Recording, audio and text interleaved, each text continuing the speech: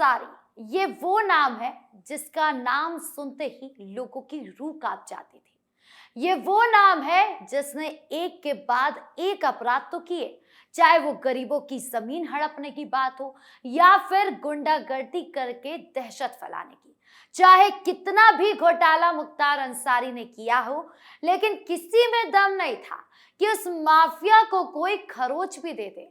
भला सजा देता तो भी कैसे देता, क्योंकि आलम तो ये था कि 100 से ज्यादा केस होने के बाद भी मुख्तार को कोई जज सजा ही नहीं दे पाता था।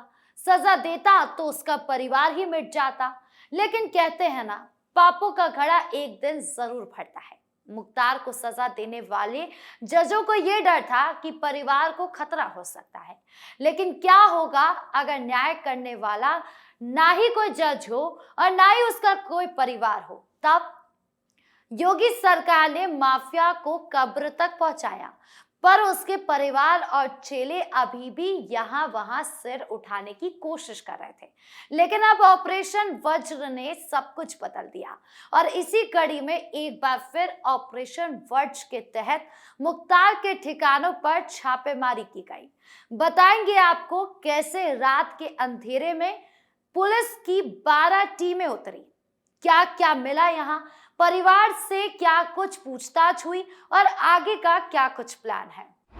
मुख्तार के ठिकानों पर एक के बाद एक छापे मारे।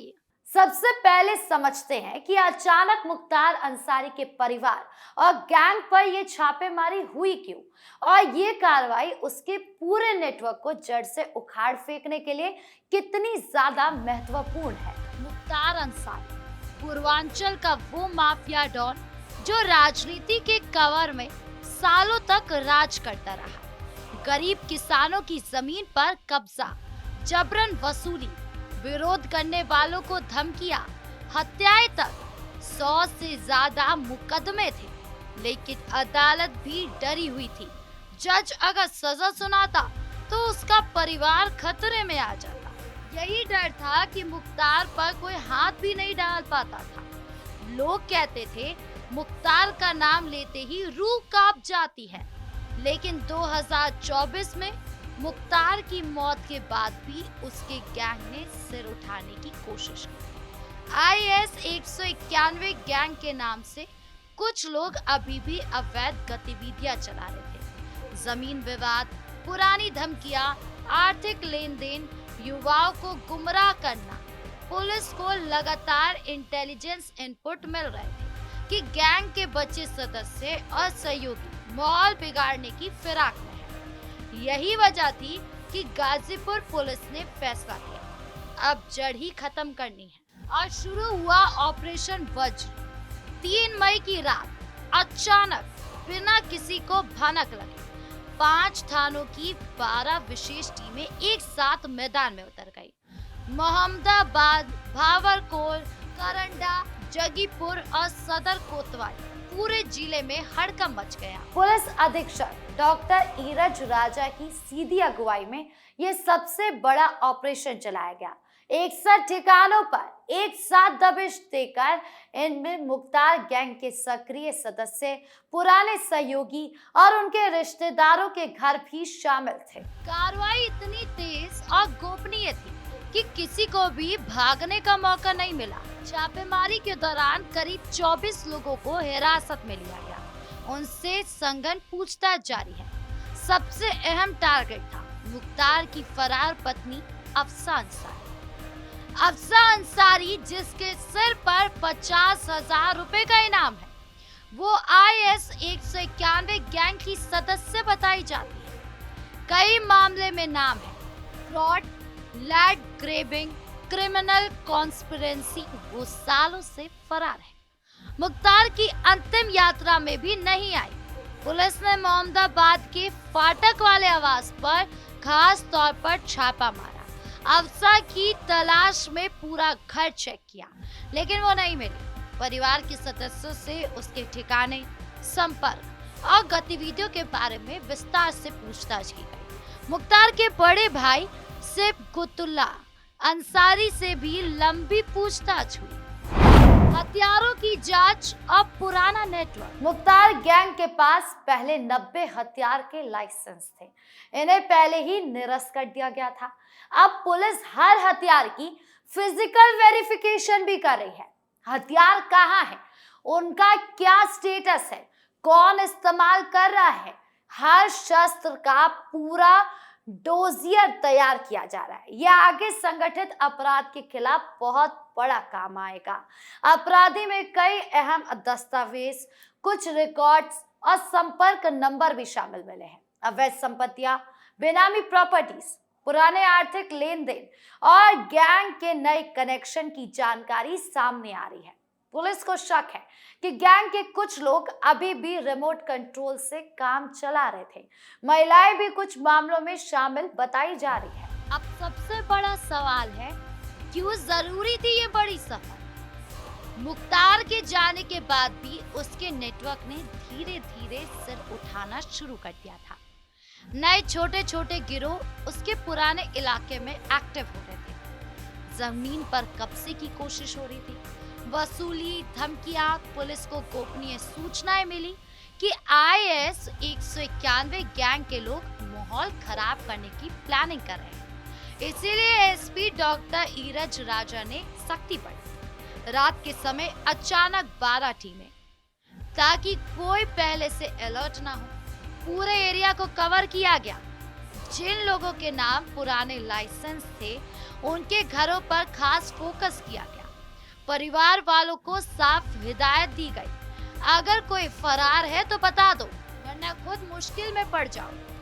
पूछताछ में कई चौंकाने वाले खुलासे सामने आए। गैंग के पुराने सहयोगी अब भी एक दूसरे के संपर्क में थे। कुछ लोग बेनामी संपत्तियों को भी संभाल रहे थे। बैंक ट्रांजैक्शन, पुरानी डील, सब कुछ खंगाला जा रहा है, क्योंकि फॉरेंसिक टीम भी शामिल हो गई है। डिजिटल डेटा, मोबाइल रिकॉर्ड, सब कुछ चेक किया जा रहा है। मुख्तार का साम्राज्य कैसे चला? मुख्तार अंसारी ने सालों तक गाजीपुर, मऊ, बलिया इलाके को अपनी जागीर समझ रखा था। राजनीति का सहारा BSP, PEC और अन्य पार्टियों से जुड़ाव था। चुनाव जीतना है, लेकिन पीछे अपराध का बड़ा नेटवर्क भी खोलना है। होटल, गजल जैसे ठिकाने, करोड़ों की बेनामी प्रॉपर्टीज। ED ने भी कई बार छापे मारे, संपत्तियां कुर्क हुई, होटल ढहाए गए, लेकिन परिवार अभी भी कोशिश कर रहा था। अफसर अंसारी को पुलिस लेडी डॉन मानती है। उनके नाम कई केस योगी सरकार की जीरो टॉलरेंस पॉलिसी के तहत अब आर्थिक, कानूनी और फिजिकल हर मोर्चे पर कार्रवाई हो रही है, ताकि किसी के बचने का चांस बचे ही ना। पुलिस अधिकारियों का कहना है, ये अभियान जारी रहेगा। जो भी गैंग से जुड़ा पाया जाएगा, उसके खिलाफ सख्त एक्शन होगा। गिरफ्तारी के साथ साथ आर्थिक रूप से खत्म बेनामी प्रॉपर्टी जब्त की जाएगी, बैंक अकाउंट फ्रीज किए जाएंगे। ये छापेमारी अकेले नहीं, योगी आदित्यनाथ के नेतृत्व में यूपी में माफियाओं के खिलाफ लगातार अभियान चल रहा है। Encounter, property attachment, gangster act, UP ATC, ED के साथ कोऑर्डिनेशन। मुख्तार परिवार पर पहले भी कई कार्रवाइयां हो चुकी हैं। करोड़ों की संपत्ति जब्त। अब ऑपरेशन वज्र से साफ संदेश है, माफिया राज खत्म हो चुका है। भले मुख्तार कब्र में हो, उसके लोग सिर उठाएंगे। तो पुलिस तैयार बैठी है। गाजीपुर जैसे इलाके में जहां पहले लोग डर के मारे चुप रहते थे, अब पुलिस का मनोबल हाई है। आम जनता भी सहयोग कर रही है। विकास की बात हो रही है, कानून का राज कायम हो रहा है। आगे क्या प्लान है पुलिस का? अब सवाल ये है कि आगे क्या होगा। पुलिस कह रही है कि पूछताछ में जो भी नया इनपुट मिलेगा, उसके आधार पर और बड़े बड़े ऑपरेशन हो सकते हैं। अफसर अंसारी की तलाश और तेज हो रही है। अन्य फरार सदस्यों पर शिकंजा कसा जा रहा है। अगर गैंग के कनेक्शन दूसरे जिले या राज्य में है, तो वहां भी coordination, high tech surveillance, intelligence input, ground force, तीनों का पूरा इस्तेमाल किया जा रहा है। नए उभर रहे छोटे गिरोह पर भी नजर रखी जा रही है, क्योंकि मुख्तार के जाने के बाद 30 से ज्यादा नए क्रिमिनल गैंग उसके पुराने इलाके में एक्टिव बताए जा रहे हैं, उन पर भी तो लगाम कसनी जरूरी है। इन सबको मिलाकर देखें तो यूपी में लॉ एंड ऑर्डर की तस्वीर पूरी तरह बदल चुकी है। पहले जहां माफिया खुलेआम घूमते थे, अब उनके नाम पर भी तुरंत कार्रवाई हो रही है। पुलिस छोटी सी छोटी सूचना पर रिएक्ट कर रही है।